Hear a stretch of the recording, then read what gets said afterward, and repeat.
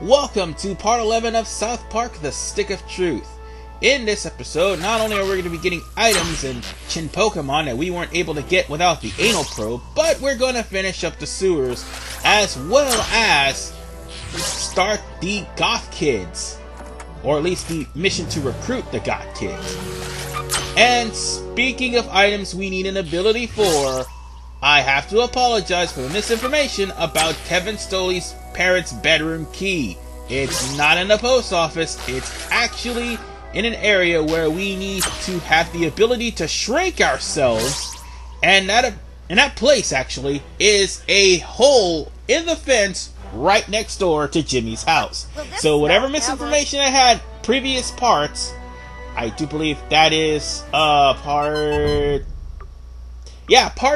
4 I made that statement.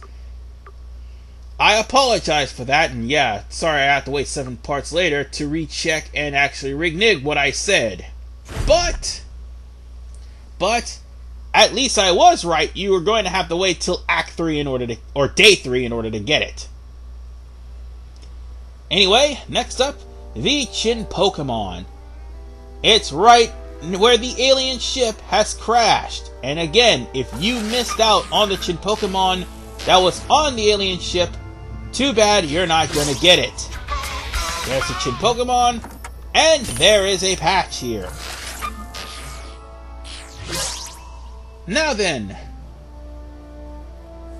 if you honestly want to get these rats away, it would be a good idea to do so, because you never know where you're going to end up. I mean, you can enter into the forest at any point on this map so long as you get rid of the rats. Of course, you're going to need the forest entries completely accessible depending on where you want to enter the forest in Day 3, due to the fact that you will need the forest to go to an area in the game. Now then,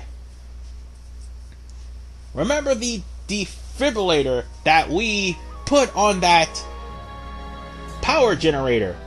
Well, we're going to have to give it back to Al Gore, at least the data off of it. Nice work. I will let you know of any updates on Mandarpeg. Make sure to share the news on Facebook. I'm super serial. And with that, we're going to pass on actually going through with the next part of that mission. And for good reason. The next part of the mission with Al Gore having to be to unfriend Al Gore, because he'll be spamming your Facebook page until you do.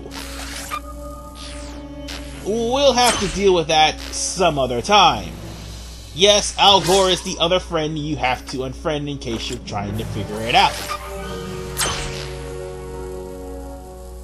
And unfriending Al Gore is the hardest thing you ever could possibly do.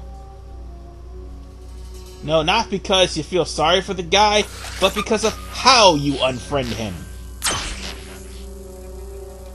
Oh wait, I can't go down from that way. I'm gonna have to climb down the ladder. Okay. Oh, get back down there!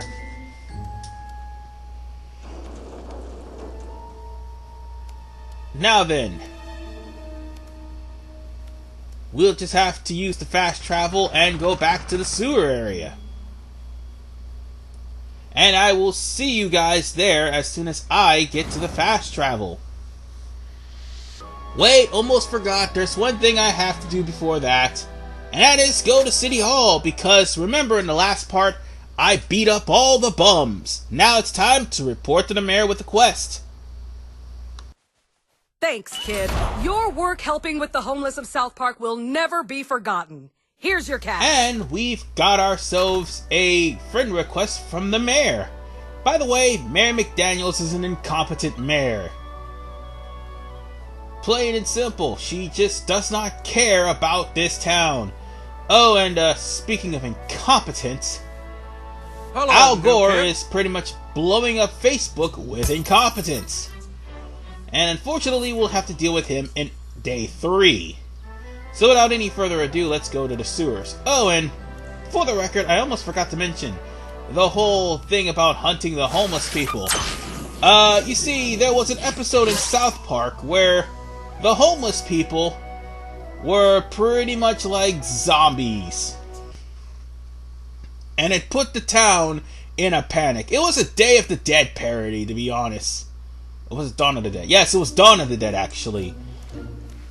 But the whole gist of the episode was the homeless problem got so big to the point where there was nothing anybody could do to control it.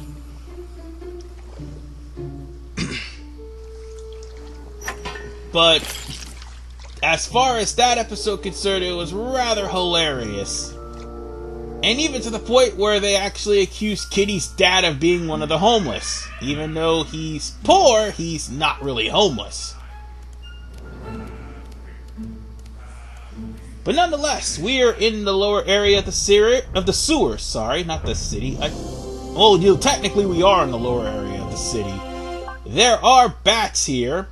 And I'm going to go on ahead and change out my sub-weapon, or should I say ranged weapon, to the broken bottle. Because the broken bottle is fantastic. Now then, another thing that needs to be mentioned are the guys in the background chanting, "Crab people, crab people." Yes, the crab people are here. They came from an episode where metrosexuals were actually crab people in disguise, and they were planning on taking over Earth. That was an actual episode. Also, I need to mention that the crab people was actually at one time, a concept for random encounters or a boss battle. You are going to have to stop the crab people from trying to take over South Park. So you end up getting into a fight with them. But unfortunately, that never came to be. However, what is to be is the fact that you're fighting bats in a cave underneath the sewers. Now, these bats come out with Shriek and Guano bombing run.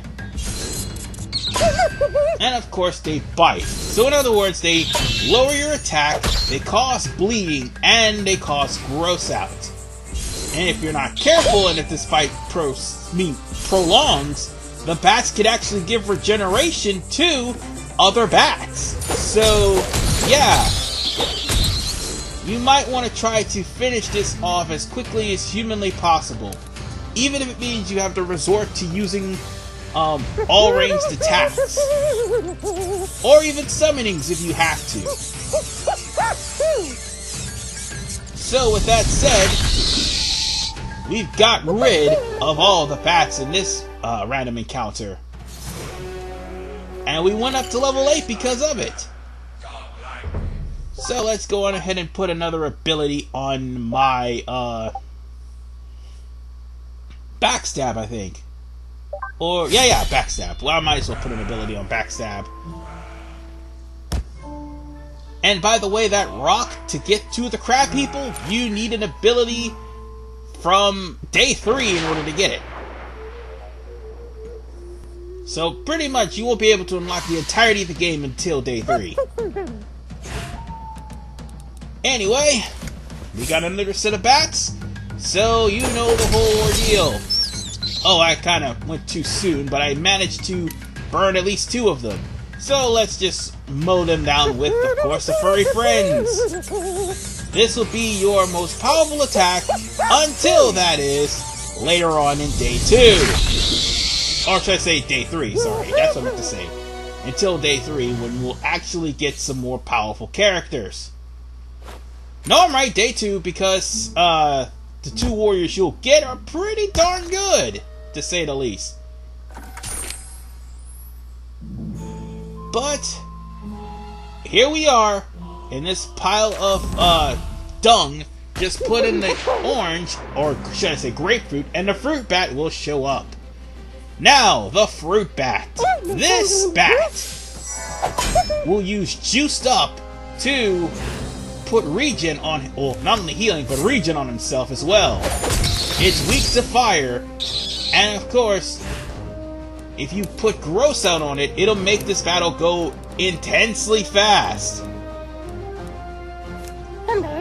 So it's best to give the main player a speed potion, and of course I use all out of bubblegum with it, with the all out of bubblegum perk, sorry, to make my character stronger whenever I use any of my partners to give myself items.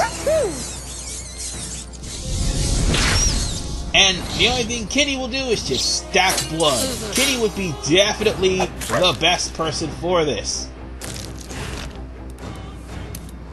Now then, let's go on ahead and put some debuffs on. Oh, actually, get rid of those debuffs from Kitty. That's what I meant to say. And now we've got 2 turns, and we're probably going to finish off the fruit bat. I guess I could use stink bombs. Oh wait, no, it didn't kill him. But I do believe I got myself another attack. I'm not sure. I'll probably have to check it out later on. But I can just go on ahead and kiss this. Well, god damn it. I meant to say kiss this fruit bat goodbye because the fruit bat was on its last leg anyway, and Kenny dealt the final blow. Primarily, it's all about putting bad stats on enemies. And once you have a lot of bad stats like fire and gross out and bleeding or even dizzy, because I don't think... Oh, actually no, Kenny's the only one that can actually put the screw status on anybody. Are you looking at, pussy? Considering that he is again a arcane mage. But it is random. If you actually do give people dire aids, you give them the screwed status. Along with gross out. So yes, Kenny is the only person that can give people dire aids. So with that said, now that we've pretty much completed the Jimbo hunt for this day, for now anyway, not until later on in day 2, we can go on ahead and try to recruit the Goth Kids. But it won't be that easy, trust me. Who's that? I think it's that new kid people are talking about. Beat it, new kid. This area is strictly for Goth Kids.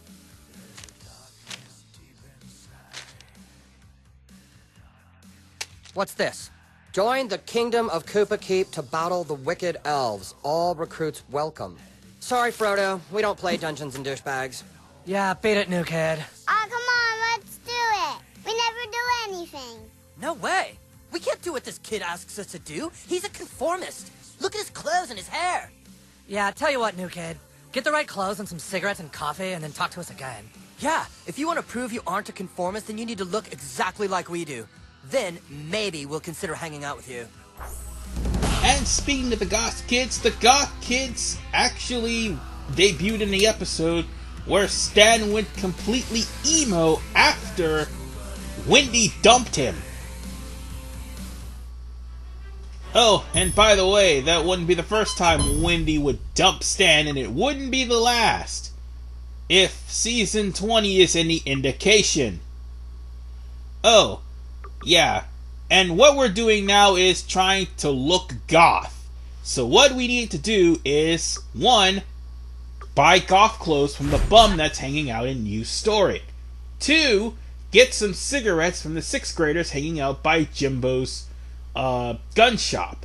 And 3, get Tweak Brothers Ultra Blend from the Tweak Brothers coffee shop.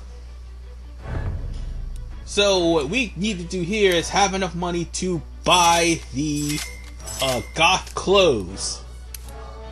And I could just buy some equipment patches and strap-ons from this guy too, because I forgot to do that.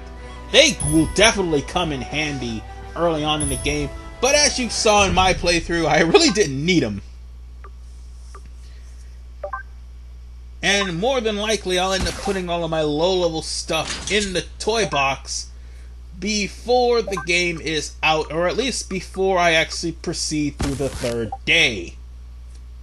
Oh, no, actually no. More along the lines of before the game is out, because I've actually recorded all the way up to the start of day 3, and I don't get rid of my stuff until maybe, well, my low-level stuff until maybe part 19. And I don't mean get rid of, like, sell them all. I mean get rid of, like, put them in a toy box. So anyway, I'm just equipping all the Goth items because, yes, you have to do this in order for you to continue on with the Goth mission. So let's go up the street to the Tweak Brothers Cafe so we can get some coffee.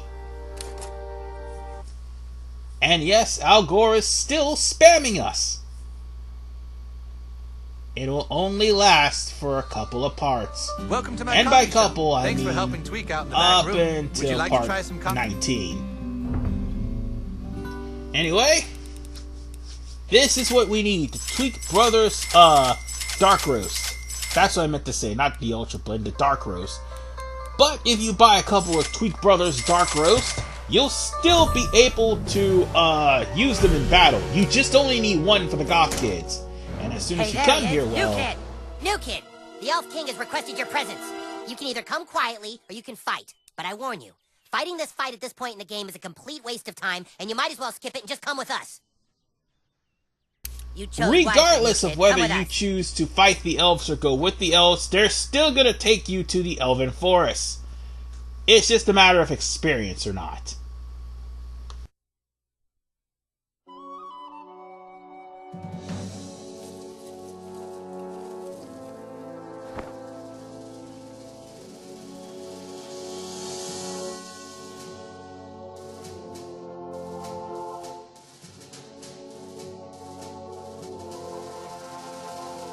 So, you're the new kid everyone is talking about. What's your name?